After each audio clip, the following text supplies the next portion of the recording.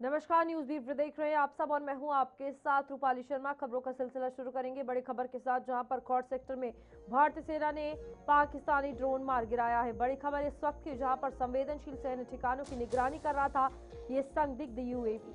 Drone से memory card बरामद हुआ है और सुरक्षा एजेंसियों ने जांच इसके बाद शुरू कर दी है। सीमा पार जासूसी की कोशिश नाकाम रही है और सेना ने तुरंत कार्रवाई की है। जम्मू के खौड़ सेक्टर में भारतीय सेना ने एक पाकिस्तानी ड्रोन को मार गिराया है।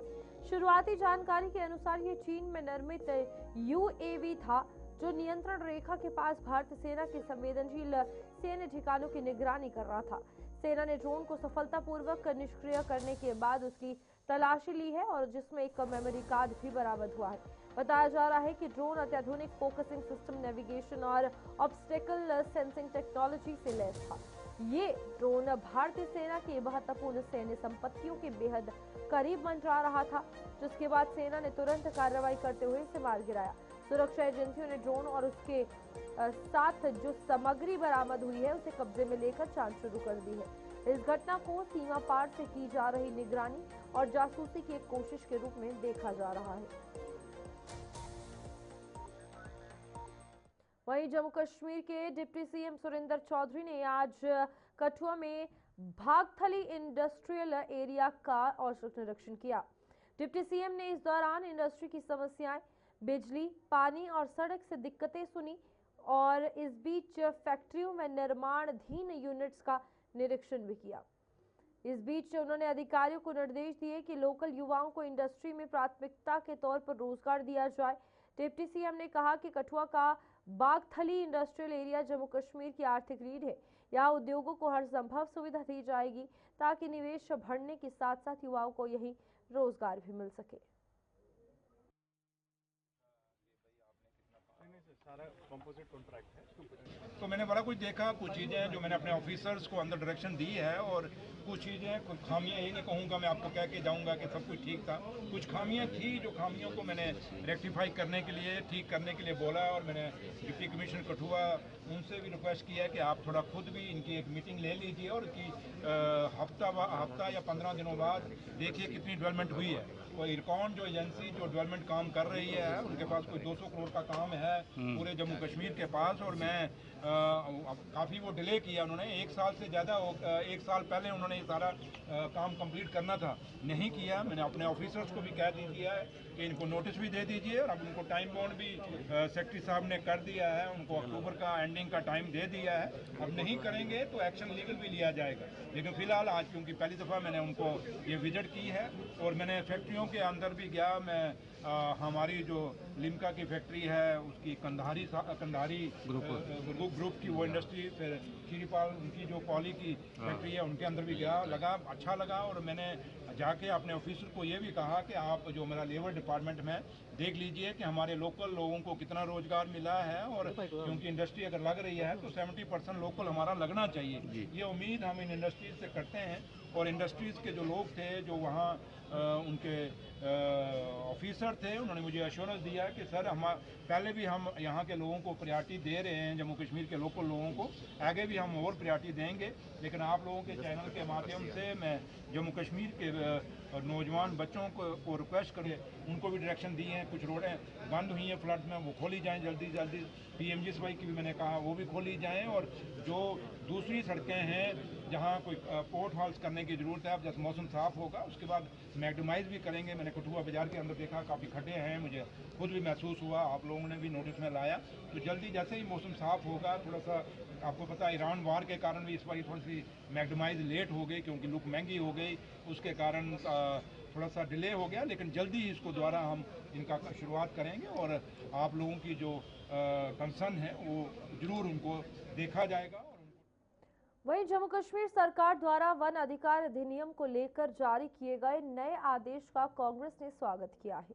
सरकार ने अपने आदेश में स्पष्ट किया है कि जब तक दावों की वेरिफिकेशन और मान्यता की प्रक्रिया पूरी नहीं हो जाती, तब तक वन भूमि पर रह रहे अनुसूचित जनजाति समुदाय और अन्य पारंपरिक वनवासियों को वहां से नहीं हटाया जाएगा।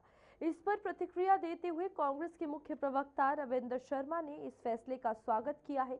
उन्होंने कहा कि सरकार के इस नए आदेश के बाद वन क्षेत्रों और उनके आसपास रहने वाले अनुसूचित जनजाति समुदाय और अन्य पात्र लोगों को इसका लाभ मिलेगा और उनके अधिकारों की बेहतर सुरक्षा सुनिश्चित होगी।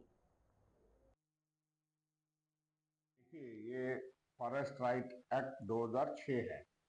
ये फॉरेस्ट ड्वेलर्स जितने भी हैं जो फॉरेस्ट के लैंड में आसपास ST and other forest dwellers, उसमें शेड्यूल्ड ट्राइब भी हैं और दूसरे लोग भी। ये कानून सेंटर का कानून था, 2006 में आदिवासियों के लिए बना था, जिसको जम्मू कश्मीर में लागू किया गया 2019 के बाद। और बड़े जो है वो क्रेडिट लेने की कोशिश की गई कि फॉरेस्ट राइट्स एक्ट दिया जाएगा, लेकिन उसके बाद जो हुआ वो आप सब जानते हैं कि इसमें बहुत कम इम्प्लीमेंटेशन हुई और जो लोग हकदार थे उसमें बाकायदा पंचायत का और एजेंसीज का रोल है, वो कानून के तहत है। अब देखिए, जम्मू में बांदी में जो हुआ वो फॉरेस्ट डिपार्टमेंट के माध्यम से ही हुआ। और इसलिए यहाँ जो दो किस्म की सरकार है, डबल इंजन सिस्टम जो उसमें सैंडविच हो रहे, उस वक्त भी जावेद राणा जी वहाँ गए, हम लोग भी वहाँ गए और उन्होंने कहा कि मेरे डिपार्टमेंट का कोई रोल नहीं, लेकिन बाद में पता लगा कि फॉरेस्ट डिपार्टमेंट का ही रोल था। तो इसलिए देर आए दुरुस्त आए, ये अच्छा कदम है।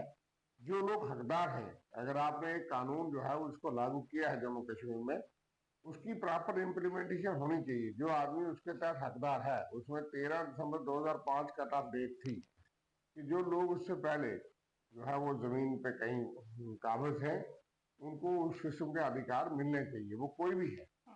लेकिन उसकी इम्प्लीमेंटेशन नहीं हुई। अब जो है ये ऑर्डर निकला, आदेश निकला, इसकी इम्प्लीमेंटेशन होनी चाहिए और सही इम्प्लीमेंटेशन होनी चाहिए। जो हकदार हैं उनको हक मिलना चाहिए। आप इस ऑर्डर को सही मानते हैं?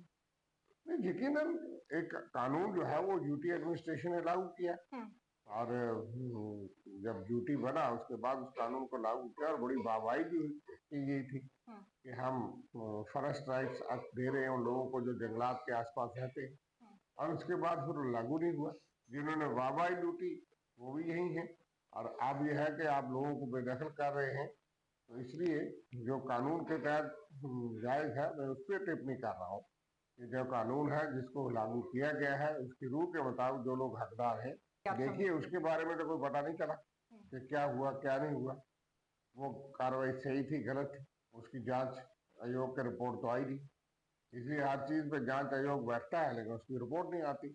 इसलिए जो भी कानून है उसको लागू किया जाना चाहिए, पिक एंड चूज नहीं होना चाहिए, सिलेक्टिवली नहीं होना चाहिए, मन मर्जी पे नहीं होना चाहिए। हम ये कहते हैं कि ज़ाब्ता और कानून जो है उसको लागू किया जाना चाहिए, इंसाफ होना चाहिए। इसलिए देर आए दुरुस्त आए, मैं कहता हूँ इसकी इम्प्लीमेंटेशन को देखेंगे कैसे होती है। पाकिस्तान अधिकृत कश्मीर से बेघर हुए लोगों के संगठन एसओएस इंटरनेशनल ने आज जम्मू में प्रदर्शन किया है। प्रदर्शनकारियों ने पाकिस्तान पर पीओके में स्थानीय लोगों के खिलाफ मानव अधिकारों के उल्लंघन और अत्याचार का आरोप लगाया और अंतर्राष्ट्रीय समुदाय से तुरंत दखल देने की मांग की। विरोध प्रदर्शन में शामिल लोगों ने कहा कि पीओके के लोगों को बुनियादी अधिकार और आज़ादी मिलनी चाहिए। एसओएस इंटरनेशनल ने अंतर्राष्ट्रीय संगठनों से भी वहां के हालात पर ध्यान देने की अपील की।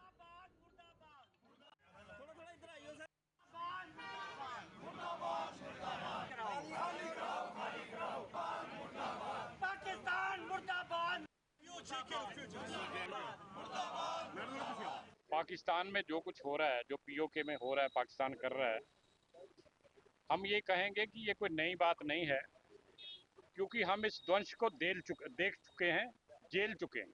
ये जितने भी यहाँ हिंदू सिख आपको दिखाई दे रहे हैं, पाकिस्तान की बंदूक से जो पहली गोली निकली थी वो इन हिंदू सिखों की छाती पर चली थी और हमें वहाँ से मार भगाया गया था। बड़े सारे लोग हमारे जो हैं उनकी कुर्बानियाँ हुई, हमारी जवान औरतों को उठा के ले गए, बड़े जुल्म किए गए उनके ऊपर। और हमने तब भी इन लोगों को समझाया था जो आज पीओजेके में बैठे हैं कि आप भी उठ खड़े होइए, पाकिस्तान से लड़ने के लिए इनके खिलाफ खड़े हो जाइए। लेकिन तब उन लोगों को ये बात समझ नहीं आई थी, उन्होंने उल्टा हमारे खिलाफ काम किया और हम लोगों को मरवाने में, हमें आइडेंटिफाई करने में काम किया। हालांकि हमें दुख है जो आज पाकिस्तान में गोली चल रही है, निर्दोष लोग मर रहे हैं पीओके में पाकिस्तान द्वारा, उसका हमें दुख है। और एक बात का, इस बात का भी दुख है कि कश्मीर से लेके कन्याकुमारी तक जितनी भी पॉलिटिकल पार्टियां हैं, संगठन हैं, उनको बड़ी दर्द हो रही है। बड़ा वो हल्ला मचा रहे हैं कि पाकिस्तान जुल्म कर रहा है पीओके पर। भाई मैं उनसे पूछना चाहता हूं, जो मेरे हिंदू सिखों पर जुल्म किया था पाकिस्तान ने 1947 में, आज तक हम 80 साल से उस ध्वंस को झेल रहे हैं। हमारी आज भी जो पीढ़ियां हैं वो बर्बाद होकर रह गई हैं, उठ नहीं पाई हैं। आप तब क्यों खामोश रहते?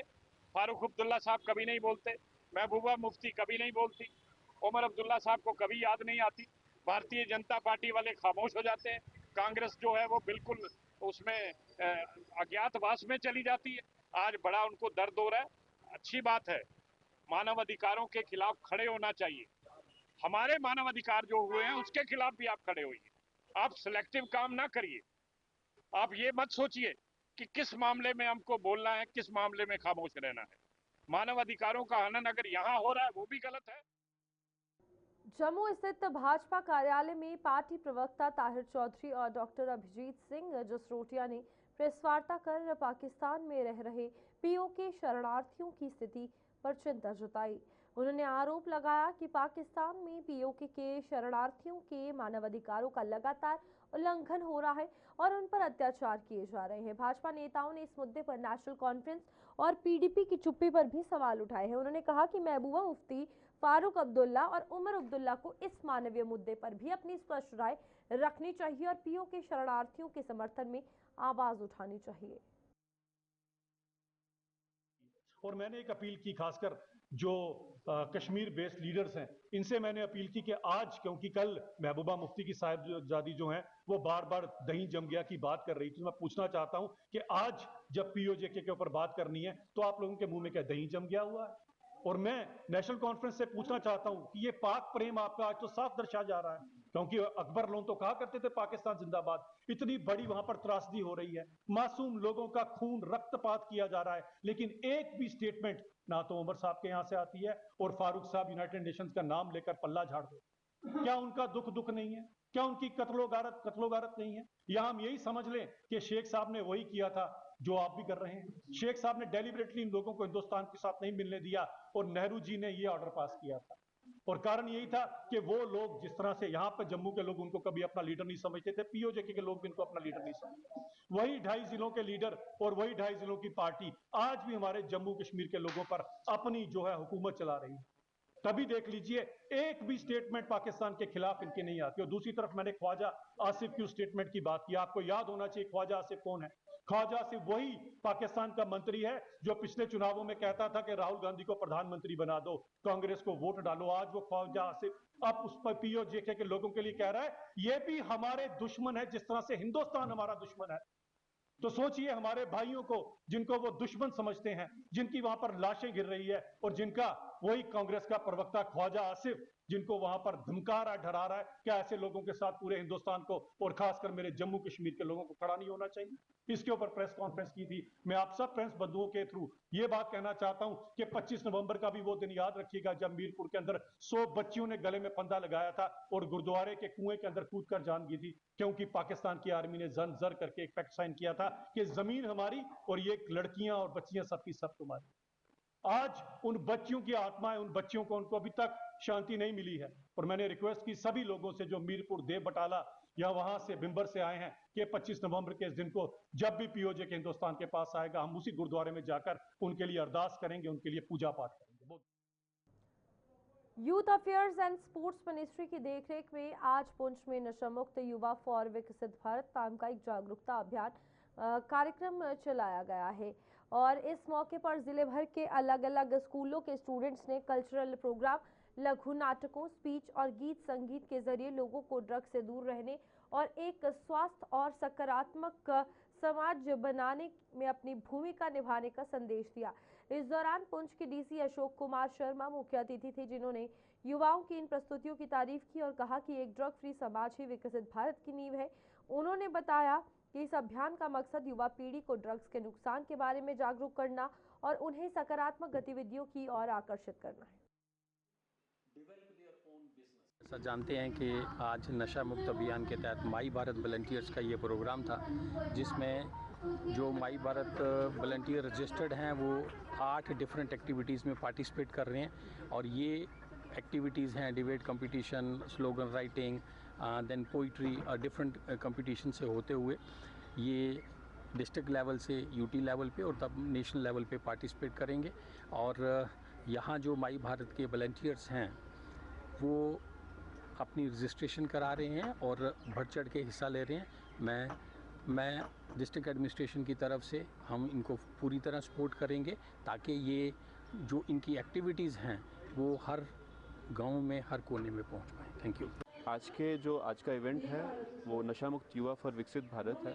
ये एक डिस्ट्रिक्ट लेवल चैम्पियनशिप है जिसमें 8 कैटेगरीज के इवेंट्स होंगे, जिसमें डांस है, म्यूज़िक है, रील कंपटीशन, पेंटिंग, तो एक्सेट्रा जो भी इसमें एक्टिविटीज़ में जो भी परफॉर्मेंस है वो ऑनलाइन पहले उन्होंने रजिस्टर किया, फिर वो पार्टिसिपेट करेंगे और हर कैटेगरी के 3-3 ज्यूरी मेंबर्स हैं और ज्यूरी मेंबर्स के कंसोलिडेटेड स्कोर से जो विनर डिक्लेयर होंगे वो स्टेट लेवल खेलेंगे और वैसा ही इवेंट एक स्टेट लेवल पे होगा। उसके बाद वो नेशनल खेलेंगे। तो इस इवेंट का पर्पस ये है कि युवाओं को नशे से दूर लेके उनको कंस्ट्रक्टिव एक्टिविटीज़ में इन्वॉल्व किया जाए, जिससे कि वो अपने साथ साथ देश का भी उद्धार करें, क्योंकि हमारी जो डेमोग्राफिक डिविडेंड है 62% युवा हैं, जो कि एक बहुत बड़ा नंबर है और युवाओं के कंधे पे ये जिम्मेदारी है कि वो जो विकसित भारत का सपना है। रियासी जिले की पौनी तहसील के लेतर पंचायत स्थित वार्ड नंबर 6 और 7 के ग्रामीण आज भी सड़क सुविधा से वंचित है। फिलहाल ग्रामीणों का कहना है कि वर्षों से सड़क निर्माण की मांग को लेकर प्रशासन और जनप्रतिनिधियों को कई बार ज्ञापन सौंपे गए हैं, लेकिन अब तक कोई ठोस कदम नहीं उठाया गया। लोगों ने आरोप लगाया कि चुनाव के दौरान नेता वोट मांगने तो आते हैं, लेकिन जीत के बाद क्षेत्र की सुध नहीं लेते। इस बीच नेशनल कॉन्फ्रेंस के नेता गांव पहुंचे और ग्रामीणों की समस्याएं सुनी और आश्वासन दिया कि सड़क निर्माण का मुद्दा डीसी रियासी और सरकार के समक्ष प्रमुखता से उठाकर समाधान के लिए हर संभव प्रयास किए जाएंगे। 6-7 नंबर बाड़ है, ये ठेड़ साड़ी बखरी है तो ये 12 दौड़ एक लेतर दी विच हुंदी, पंच इत्थे दो सरपंच एक ते पंच दो, दो पंचों का काम देखी लो। सरपंच साहब ने कोई ध्यान नहीं दिता। सरपंच साहब ने देखो ना जिन्ना उहदे कश जोर लगदा उन्हें भी लाया दा। ये दिखियां तुसीं नालियां बनी दियां, ये सरपंचां ने बनाईयां नरेगा खाते, ये तुसीं दिखी लियां पुलियां बनी दियां ਜਿਹੜੀਆਂ ਅੱਜ बिल्कुल अटल टिकी दियां, वो भी इन्हें के बनवाई दियां नरेगा खाते बनाई जां उन्हें इन्हें बनवाइयां वीडियो ने बनवाइयां उन्हें दे जिन्ना हुंदा है इस बेच सरपंच ही नहीं आखी सकदे। रोड रास्ते उन्हें क्या आखिया कि नहीं वो भी ये गल आ गया नहीं तू असें ये कम नहीं लिस्ट पुज्जी दी है, रोड लुक पई जाग। हुण असें पैह्ले दा समा खोया 33 साल खोए दे, ये 3 साल खोना अस चाहते हैं कि 3 सालें बाद असें कोई होर चीज़ दिखनी है कि अगर ये नहीं साढ़े कम आया 3 सालें 3 दुने 36 3 33 36 के होए 36 सालें बाद अस अगर घर छोड़ी भी दे गए तो भी असें पाप भी कोई नहीं है, उपरले घर भी अस ये जवाब दे सकना 36 साल अस बल्कि एक करे जैसे जेड़ा प्यो रुट्टी नहीं दे सकता तो वह रौना भी कैसी दूगा तो नौकरी की थी चंगी। 3 बार ये MLA जहां भारतीय जनता पार्टी के भी जीत चुके हैं, अब उन्होंने इस तरफ ध्यान नहीं रखा होगा जब उनकी दिल में ये सोच होगी कि शायद इन लोगों ने हमें वोट नहीं दिए, लेकिन आज ये मीडिया के माध्यम से ये बता रहे हैं कि हमें हमेशा भारतीय जनता पार्टी को वोट दिए हुए हैं। वोट देना या नहीं देना अलग बात है, जब कोई MLA जीत जाता है तो वो हर एक का MLA वो है, चाहे हम नेशनल कॉन्फ्रेंस के हैं MLA तो हमारा भी वही है। तो हम अभी ये चाहते हैं कि अगर इन लोगों का काम नहीं हुआ तो आज हम ये सरकार के अपने मंत्री साहब से भी बात करेंगे और डिप्टी कमिश्नर रियासी से जिसकी जिम्मेदारी है उनसे भी हम बात करेंगे कि इनके रोड की ब्लैक टॉपिंग की जाए। पढ़े लिखे लोग हैं, अब ये गांव में अनपढ़ता है अभी, और पढ़ेंगे कहाँ जब रोड ही नहीं है, इनके बच्चे स्कूल ही नहीं पहुंचते हैं तो ये लोग कैसे पढ़ सकते हैं। इसलिए आज बड़ा दुख हुआ ये रोड देखकर। आगे कोई पुलिस है वो भी टूट चुकी है, शमशान घाट का रास्ता नहीं है। अब ये लोग हिंदुस्तान के रहने वाले हैं, हिंदुस्तानी हैं। हम एक ही बात कहते हैं, रियासी की एडमिनिस्ट्रेशन में DC साहब से ये कहना चाहता हूँ कि जनता को, जो गरीब लोग हैं इनको मजबूर नहीं करें ताकि ये प्रोटेस्ट ना करें, सड़कों में ना बैठें। अब जब किया जाएगा इनको मजबूर तब ये सड़कों पे भी बैठेंगे। हम इनके साथ हैं, साथ रहेंगे, हमें बोर्ड की कोई जरूरत नहीं है। हम MLA नहीं खड़े हो रहे हैं, हम हमेशा जनता का काम करते हैं क्योंकि एक पार्टी में थन्ना मंडी सब डिवीजन के स्थानीय लोगों ने इलाके में एक फायर सर्विसेज की सुविधा देने की मांग करते हुए विधायक मुजफ्फर इकबाल खान और डिप्टी कमिश्नर राजौरी से तुरंत दखल देने की अपील की है।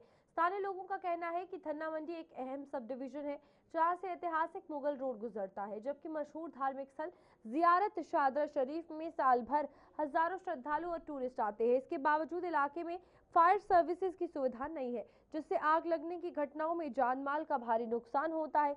उन्होंने प्रशासन से थन्ना मंडी में मॉडर्न सुविधाओं से लैस फायर सर्विसेज की सुविधा देने की मांग की है, ताकि किसी भी प्रकार की इमरजेंसी स्थिति में समय पर कार्रवाई की जा सके। 50 साल से पीछे इस चीज़ की जदोजहद में लगे हुए हैं कि एक फायर ब्रिगेड की गाड़ी थन्ना मंडी में दी जाए। ये सब डिवीज़न है, फार फलांग एरिया है जहाँ रोड भी दस्तयाब है, ये नहीं कि रोड की फैसिलिटी भी है, लेकिन वहाँ लोगों के मकानों को कहीं आग की जद में जब आते हैं तो फायर ब्रिगेड की गाड़ी जब तक रजौरी से आती तब तक वो तो पूरा गांव जल सकता है। तो इसमें मेरी गुजारिश है कि ये जो हमारे समाज यहाँ से नुमाइंदे चुन के भेजे जाते हैं, इन नुमाइंदों को भी मेरा ख्याल है कि ये भी सो जाते हैं वहाँ जाके, इनको इन छोटी छोटी चीज़ों की, ये छोटी चीज़ें नहीं है, बड़ी चीज़ है कि लोगों के मकान, गरीब लोग हैं जो पसमानदा इलाके में रहते हैं, उनके मकानों को जब आग लगती है तो गाड़ी के लिए यहाँ पानी के ऐसे सोर्सेज भी नहीं है कि जिन पानी के सोर्सेज से पानी लाकर मकान को बुझाया जाए, आग को बुझाया जाए। उसमें सबसे पहले तो मैं अपने मुजफ्फर खान साहब से गुजारिश करूँगा कि मुजफ्फर खान साहब, ये आपका इलाका है, आपने यहाँ से वोट दिए हैं, यहाँ आपको ये इस चीज़ का नॉलेज होना चाहिए कि मेरे लोगों को एक फायर ब्रिगेड की गाड़ी की जो इतनी बड़ी परेशानी है, तो आप में आज तक उसके लिए कोशिश नहीं। तो हमारी ये गुजारिश रहेगी डीसी साहब से और मौजूदा सरकार से कि यहाँ पे देखो शादरा शरीफ ज़ियारत है, वहाँ पे लोगों का आना जाना रहता है, मुगल रोड है, मुगल रोड की वजह से भी देखो बफलियाज में आग लग गई, वहाँ पे भी कोई फायर सर्विस का ऐसा यूनिट नहीं था जो कि वहाँ पे काम करके फौरी तौर पे वहाँ पे आग को बुझाता। यहाँ पे डोक, दरा, अलाल कितने गाँव हैं, यहाँ पे आग की वारदात दिन ब दिन जो है शॉर्ट सर्किट की वजह से होती रहती है। लेकिन यहाँ पे मेरी यही रिक्वेस्ट है डीसी साहब से और मौजूदा सरकार से कि यहाँ पे एक फायर सर्विस यूनिट दी जाए, ताकि वो किसी भी गांव में किसी भी जगह पे कोई भी वारदात होने पे वो तुरंत वहाँ पे पहुँच सके और वहाँ पे जो नुकसान कम से कम हो। धन्यवाद, शुक्रिया। पहले तो हम आपका शुक्रिया अदा करते हैं जो वक्तन हमारी बात आगे पहुँचाते हैं। थन्ना मंडी की आवाम की बात ये है कि फायर ब्रिगेड की है, ये डिमांड सर आज से 50 साल पहले की डिमांड है, ये आज कोई नई डिमांड नहीं है। और जब भी यहाँ पे कोई मकान जलता है या कहीं किसी का घास जलता है तो यहाँ पे हमारे अफसरान लोग भी आते हैं, यहाँ पे हमारे लीडर लोग भी आते हैं, वो आके देखते हैं और बड़ा अफसोस करते हैं। अफसोस करने के बाद हम आरएसपुरा क्षेत्र के कई गांव में वर्ष 2004 में विधायक निधि से लगाए गए सरकारी हैंडपंप आज बदहाल हालत में है। कभी ग्रामीणों को शुद्ध पेयजल उपलब्ध कराने वाले ये हैंडपंप वर्षों से खराब है, जिससे लोगों को गंभीर जल संकट का सामना करना पड़ रहा है। स्थानीय लोगों का कहना है कि सलामा चक, कुतुब निजाम, सीए चक और लंगोटिया समेत कई गांवों में लगे 300 से 350 फुट गहरे पंप बेहतर गुणवत्ता का पानी देते थे, लेकिन अब बंद पड़े हैं। मजबूरी में लोगों को निजी उथले हैंडपंपों का अशुद्ध पानी इस्तेमाल करना पड़ रहा है या फिर पानी खरीदना पड़ रहा है। ग्रामीणों ने प्रशासन से सभी खराब हैंडपंपों की जल्द मरम्मत कर दोबारा चालू कराने की मांग की है।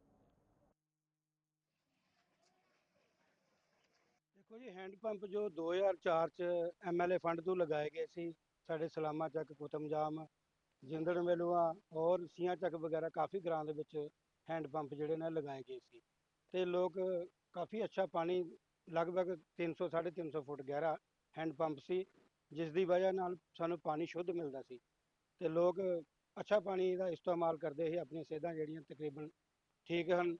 ਪਰ ਹੁਣ ਉਹ ਕਾਫੀ ਦਿਨਾਂ ਤੋਂ ਹੈਂਡਪੰਪ ਜਿਹੜੇ ਨੇ ਖਰਾਬ ਨੇ, ਇਸ ਕਰਕੇ ਪ੍ਰਾਈਵੇਟ ਗੱਡੀਆਂ ਤੋਂ ਲੋਕ ਪਾਣੀ ਲੈਂਦੇ ਨੇ, ਪੇਮੈਂਟ ਪਾਣੀ ਲੈਂਦੇ ਨੇ ਤੇ ਉਹ ਪਾਣੀ ਵੀ ਕੋਈ ਗਰੰਟੀ ਨਹੀਂ ਹੈ ਕਿ ਸ਼ੁੱਧ ਹੈ ਜਾਂ ਕੀ ਹੈ। ਅਗਰ ਲੋਕਾਂ ਨੇ ਆਪਣੇ ਪਰਸਨਲ ਨਲਕੇ ਲਗਾਏ ਦੇ ਨੇ ਘਰਾਂ ਵਿੱਚ ਤੇ ਉਹ ਕੋਈ 20 ਫੁੱਟ ਤੇ ਕੋਈ 40 ਫੁੱਟ ਤੇ, ਉਹਨਾਂ ਦੇ ਵਿੱਚ ਯੂਰੀਆ ਕਾਫੀ ਹੈ, ਜਿਸ ਵਜ੍ਹਾ ਦੇ ਨਾਲ ਬਿਮਾਰੀਆਂ ਜਿਹੜੀਆਂ ਨੇ ਕਾਫੀ ਹੋ ਰਹੀਆਂ ਨੇ। ਤੇ ਸਾਡੀ ਗੌਰਮੈਂਟ ਅੱਗੇ, ਖਾਸ ਕਰਕੇ MLA ਅੱਗੇ ਗੁਜ਼ਾਰਿਸ਼ ਹੈ ਕਿ ਜੋ ਵੀ ਹੈਂਡ ਪੰਪ ਲਗਾਏ ਗਏ ਨੇ ਉਹਨਾਂ ਦੀ ਰਿਪੇਅਰਿੰਗ ਕੀਤੀ ਜਾਏ ਤਾਂ ਕਿ ਦੁਬਾਰਾ ਜਿਹੜਾ ਲੋਕਾਂ ਨੂੰ ਪਾਣੀ शुद्ध प्राप्त होए। देखिए अशोक जी, 2004 में ना विधायक निधि कोष से ना हर गांव में क्या किया था, हैंडपंप लगाए गए थे। हर चौराहे पे, हर गांव में, हर मोहल्ले में और नहरों के किनारे हैंडपम्प लगाए गए थे।